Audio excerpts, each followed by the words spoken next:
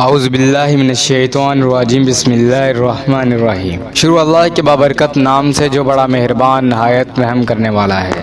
آج کا موضوع کلام کہ حضرت عمر رضی اللہ تعالیٰ عنہ کی اللہ تعالیٰ کے خوف سے کیا حالت ہوتی تھی۔ حضرت عمر رضی اللہ تعالیٰ عنہ بسا اوقات ایک تنکا ہاتھ میں لیتے اور فرماتے، کاش میں یہ تنکا ہوتا۔ کبھی فرماتے، کاش مجھے میری ماں نے جینا ہی نہ ہوتا۔ ایک مرتبہ کسی کام میں مشغول تھے، ایک شخص آیا اور کہنے لگا کہ فلاں شخص نے مجھ پر ظلم کیا ہے، آپ چل کر مجھے بدلہ دلوا دیجیے۔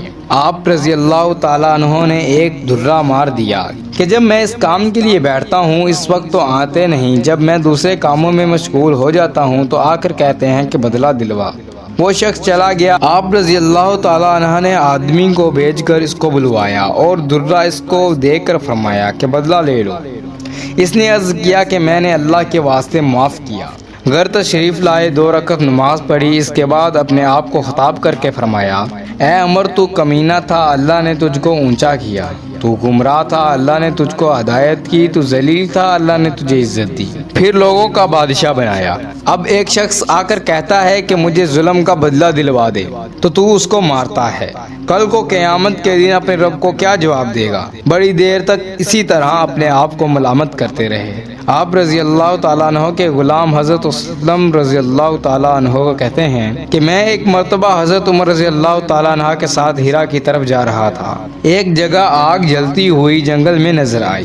حضرت عمر رضی اللہ تعالیٰ عنہ نے فرمایا کہ شاید یہ کوئی قافلہ ہے جو رات ہونے کی وجہ سے شہر میں نہیں گیا، باہر ہی ٹھہر گیا، چلو اس کی خیر خبر لیتے ہیں، رات کو حفاظت کا انتظام کرے۔ وہاں پہنچنے کو دیکھا کہ ایک عورت ہے جس کے ساتھ چند بچے ہیں جو رو رہے ہیں اور چلا رہے ہیں، اور ایک دیچکی چولہے پر رکھی ہے جسے میں پانی بھرا ہوا ہے اور اس کے نیچے آگ جل رہی ہے۔ انہوں نے سلام کیا اور قریب آنے کی اجازت لے کر اس کے پاس گئے اور پوچھا کہ یہ بچے کیوں رو رہے ہیں؟ عورت نے کہا کہ یہ بھوک سے لاچار ہو کر رو رہے ہیں۔ دریافت فرمایا کہ اس دیگچی میں کیا ہے؟ عورت نے کہا کہ پانی بھر کر بہلانے کے واسطے آگ پر رکھ دی ہے کہ ذرا ان کو تسلی ہو جائے اور سو جائیں۔ امیر المومنین حضرت عمر رضی اللہ تعالیٰ عنہ کا اور میرا اللہ ہی کے یہاں فیصلہ ہو گیا کہ میری اس تنگی کی خبر نہیں لیتے۔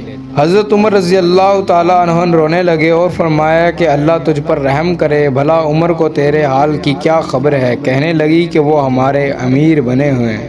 حضرت اسلم رضی اللہ تعالیٰ عنہ کہتے ہیں کہ حضرت عمر رضی اللہ تعالیٰ عنہ مجھے ساتھ لے کر واپس ہوئے اور ایک بوری میں بیت المال میں سے کچھ آٹا اور کھجوریں اور چربی اور کچھ کپڑے اور کچھ دینار درہم لیے اور فرمایا کہ یہ میری کمر پر رکھ دے۔ میں نے عرض کیا کہ میں لے چلوں؟ آپ رضی اللہ تعالیٰ عنہ نے فرمایا نہیں، میری کمر پر رکھ دے۔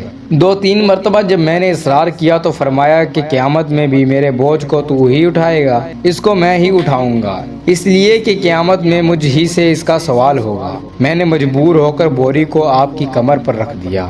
آپ نہایت تیزی کے ساتھ اس کے پاس تشریف لے گئے، میں بھی ساتھ تھا۔ وہاں پہنچ کر اس دیگچی میں آٹا اور چربی اور کھجوریں ڈالی اور اس کو چلانا شروع کیا اور چولہے میں خود ہی پھونک مارنا شروع کیا۔ حضرت اسلم رضی اللہ تعالیٰ عنہ کہتے ہیں کہ آپ رضی اللہ تعالیٰ عنہ کی گنجان داڑھی سے دھواں نکلتا ہوا میں نے دیکھا، حتیٰ کہ کھانا تیار ہو گیا۔ اس کے بعد آپ نے اپنے دستے مبارک سے نکال کر ان کو کھلایا۔ وہ سیر ہو کر خوب ہنسی کھیل میں مشغول ہو گئے اور جو بچا تھا وہ دوسرے وقت کے واسطے ان کے حوالے کر دیا۔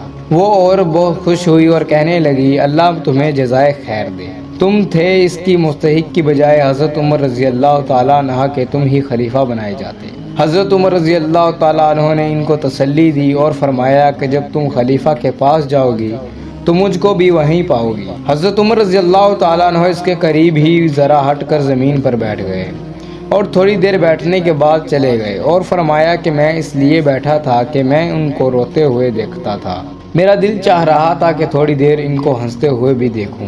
صبح کی نماز میں اکثر سورت کہف، طٰہٰ وغیرہ بڑی صورتیں پڑھتے اور روتے کہ کئی صفوں تک آواز جاتی۔ ایک مرتبہ صبح کی نماز میں سورہ یوسف پڑھ رہے تھے، پڑھتے پڑھتے ایک آیات پر پہنچے تو روتے روتے آواز نہ نکلی۔ تہجد کی نماز میں بعض مرتبہ روتے روتے گر جاتے اور بیمار ہو جاتے۔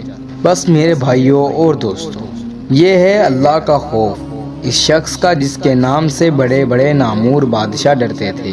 آج بھی 1350 برس کے زمانہ تک اس کا دبدبہ مانا ہوا ہے۔ آج کوئی بادشاہ نہیں، حاکم نہیں، کوئی معمولی سا امیر بھی اپنی رعایا کے ساتھ ایسا برتاؤ نہیں کرتا، اور وہ امیر المومنین اور اتنے شجاعت والے ہو کر بھی ان کا اللہ تعالیٰ سے یہ خوف تھا، اور وہ اپنی رعایا کے ساتھ کیسا سلوک کرتے تھے۔ اسی کے ساتھ آپ سب کو خدا حافظ، اللہ آپ کا نگہبان ہو، اور ہم آپ کے لیے مزید ایسی ویڈیوز لے کر آتے رہتے ہیں، اس لیے ہمارا چینل ابو بکر آفیشیل وائس کو سبسکرائب کر لیں۔